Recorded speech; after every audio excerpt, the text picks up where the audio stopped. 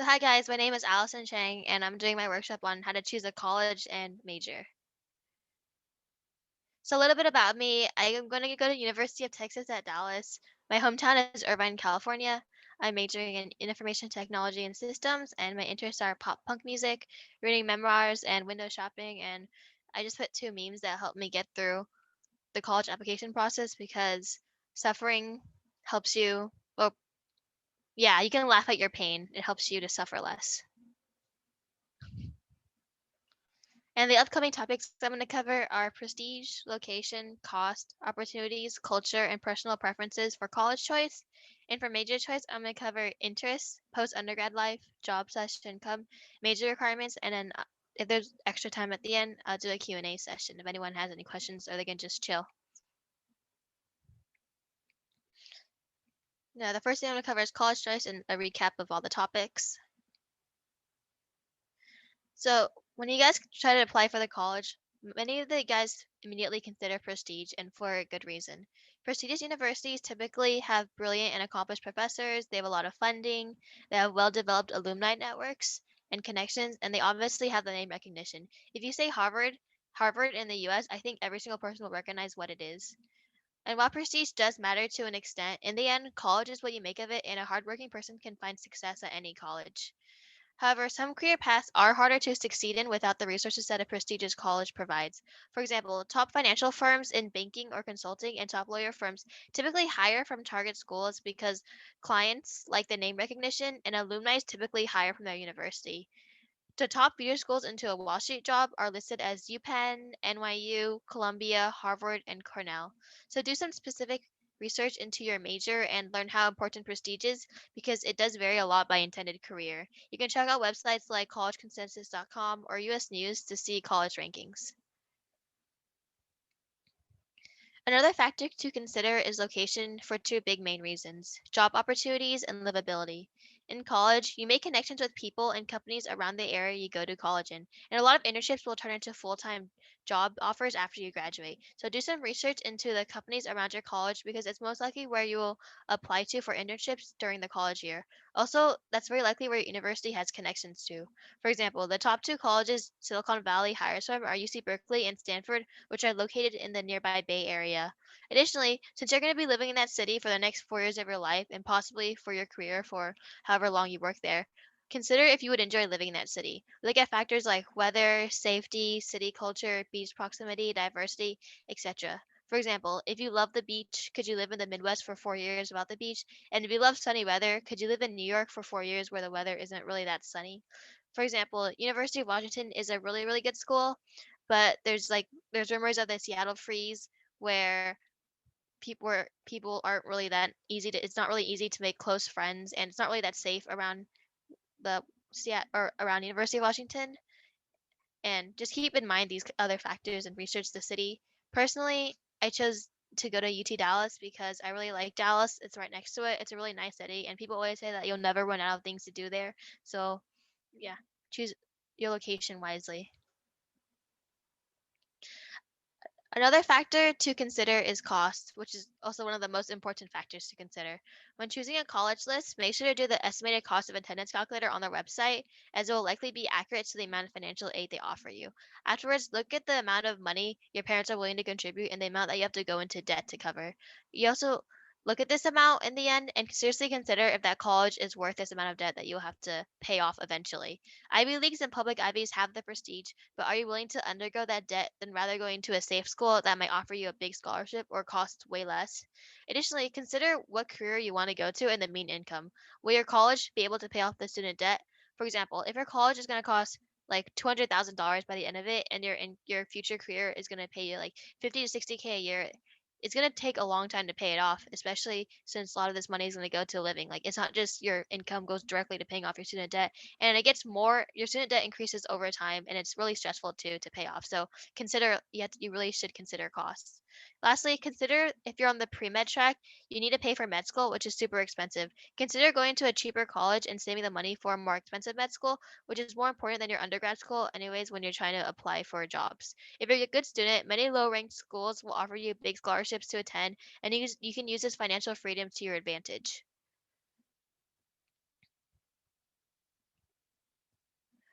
Once you settle down on the list of colleges to apply to, spend time doing research into what opportunities they have. Not only will this help you narrow the list down more, it's going to help you fall in love with your school so you'll be happy going to your safeties. Some factors to consider are research opportunities, co-op programs, study abroad opportunities, accelerated master's programs, ROTC programs, and special initiatives. For example, on the side of the page, I put a list of the special programs that my personal college offers, and like the Bill Archer Fellowship Program, which is a program in Texas that allows undergrad students to study policy and politics in Washington D.C., and the Green Fellowship, which is a semester-long paid research fellowship. The more prestigious the university is, the harder it is to get opportunities because of how competitive they are. So consider if you want to be a small fish in a big pond or a big fish in a small pond. Also, look into the clubs and the research being offered there because that's where you're most likely going to get involved in the next 4 years of college.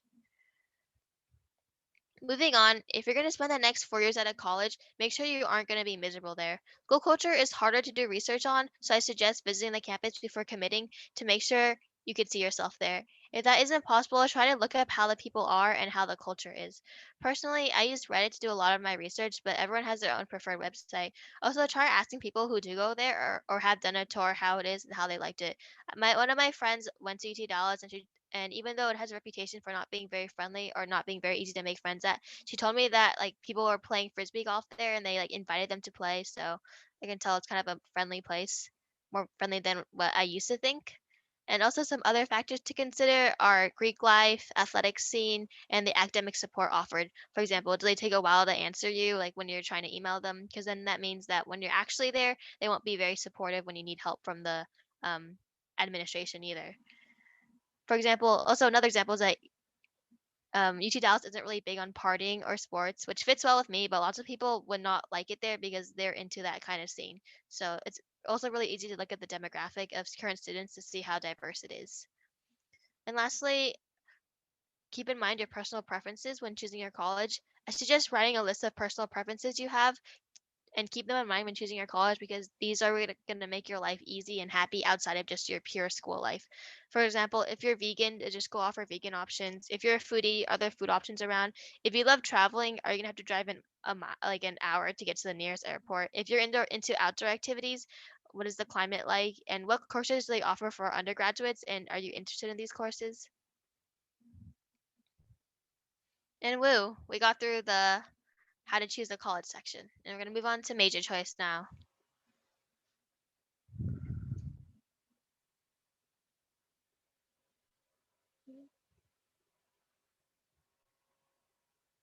We're going to cover interest, job/income, post-college life, and major requirements.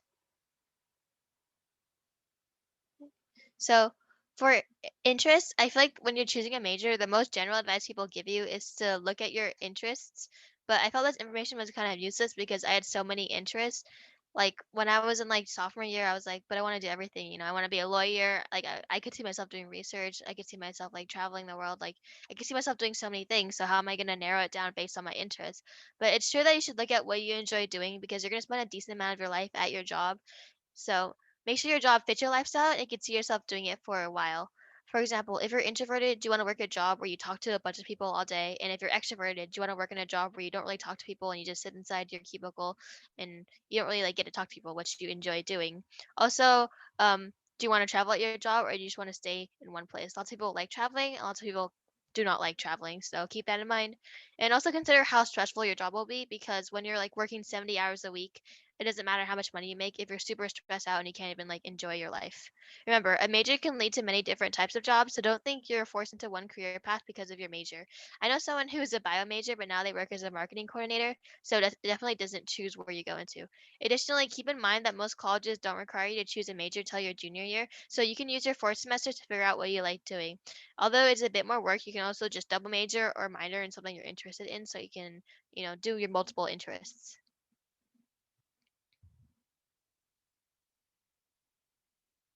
Another thing to keep in mind is if your major requires any post-grad school, like pre-med majors obviously will have to go to med school, but a lot of other majors make little money without going to getting a post-grad education. For example, lots of biology and psychology majors have to go to grad school or even get a PhD to to do research or to be a therapist and to find a high paying job. Post grad school also costs money, so keep that in mind when you're planning how much student debt you're going to be in, because you don't want to come out of like undergrad with 120K and then need to go to another 120K to graduate grad school. And like I mentioned before, a single major has a bunch of different career paths. So some people opt to choose their major based on what career they want to go into. So do your research on what job you want in the future. For example, if you pursue a computer science degree, you can go into research, you can work in a tech company, you can even get a master's degree and go into an unrelated career field that benefits off your comp sci knowledge. Also consider how in demand possible careers will be in the future for the job you choose. If your major is directly related to a growing field like computer science, there's going to be a lot of jobs to choose from, including some that don't even exist right now. So you have like more variety of choices to choose from once you have your major. And lastly, consider the requirements of the major. For example, usually pre-med majors require lots of prerequisites or classes that you're required to pass before you can enroll in more advanced classes. If the major you're interested in requires a lot of classes or they limit required classes to those in their major, it's better to declare early so you can fulfill the requirements. If you don't plan your schedule out, then you might have to stay behind an extra semester just to graduate, which sucks because some people just want to get out and start working instead of staying in school for just one class. And also, some classes will only offer a class in the fall or spring, so keep that in mind too when choosing your classes. And on the page, I put the major requirements for my personal major, ITS. So I need to pass all of these before I can get into the major specific classes. Yeah. So that was the choosing a major section. Mm. And so now that we finished this, all these ideas are good in theory, but the best thing to do is to go out there and try out the different career paths. Personally, I wanted to be a lawyer until the sophomore year of high school, and then I did an internship in a law firm, and I realized that being a lawyer is more paperwork and less going to court and arguing or like that kind of stuff. So I realized that I wouldn't actually like that job, so I decided not to go into it. But since you do have time before you declare your major, explore different majors through electives, clubs, internships, volunteering opportunities, and you can ask students as professionals in those majors any questions you have. And if you still have anxiety about choosing a major, then don't even worry about it because you're not alone. According to a recent survey of college grads, 61% of college students would change their major if they could go back. So it's okay if you don't have the perfect major or the perfect college in life, but you could always be better prepared to choose a future that you won't regret. And moving on to my personal story, I was born and raised in Irvine and I got good grades all my life. Like I always got A's. And I always thought I'd go into an Ivy League because when you're growing up, people tell you that like, oh, if you get good grades, you go into Stanford, you go into Harvard. But when I hit high school and I was researching colleges, I realized that you needed incredible extracurriculars as well as the money to pay for it if you wanted to go to a really, really top school. So I ended up applying to typical UC schools like UCLA, UC Berkeley, UCI, and some safety Cal State schools, which is what most Californians do, I think. But because I was national merit, which is like top 1% of PSAT scores, and I was super anxious about my future, I applied to a bunch of out-of-state schools as backup plans because they would offer me a full ride because I was national merit. And as I was researching these schools, I never planned on going to. I realized how good of a fit they were for me because of all the factors I named above. And although they weren't like prestigious, I really liked the location, I liked the cost, I liked the culture there, and I liked everything about it. So I ended up um, choosing UT Dallas to go to in the end rather than going to a UC school. And also considering how much debt I just had to take on because my parents wouldn't be able to pay for all of it, I would be super stressed the whole time from having to pay off my debt instead of coming out of college with like a clean slate to just get a job anew. And so basically, I'm glad I did my research to make a varied colleges instead of just thinking that I had to apply for UCs or had to apply to super prestigious colleges because I'm really happy with where I'm going. And life takes you in directions that you don't expect. So leave your options open when you're making your college list. And these are some resources I linked. So the college rankings, I use collegeconsensus.com and usnews.com to give you a list of rankings. And each of the different websites, their rankings are actually a little bit different. Like no, they're not all the same, but they do offer you like a pretty good like general overview of where your college sits. And other sources is I use Reddit for like general information because my parents aren't really knowledgeable about the college process, so I couldn't really ask them. So it's a lot of like people, lots of college students who just gone to college or a community of people who are also applying. But keep in mind that it is crowdsourced, so it might not be like the most trustworthy. Like it's not done by a professional, but the information there is pretty good personally. And then also College Board offers a college website that narrows down colleges based on your personal preferences, so you can also check that out. And some closing thoughts I have is that all that information is probably super stressful, and I was really stressed too because I was like, I have to choose the perfect college. I have to do everything perfect, or I'm gonna regret it. But remember that nothing is final. You can always transfer colleges if you don't like it. You can always change a major if you don't like it. You just have to put in a little more work, but it's not like it's the end of the world. And life is more than your job. So even if you get into major and you realize that you could have done a different major and been happier, there's so much you're gonna do outside of your job. So it's not like this is the end all be all of whether you're gonna be happy in the future or not.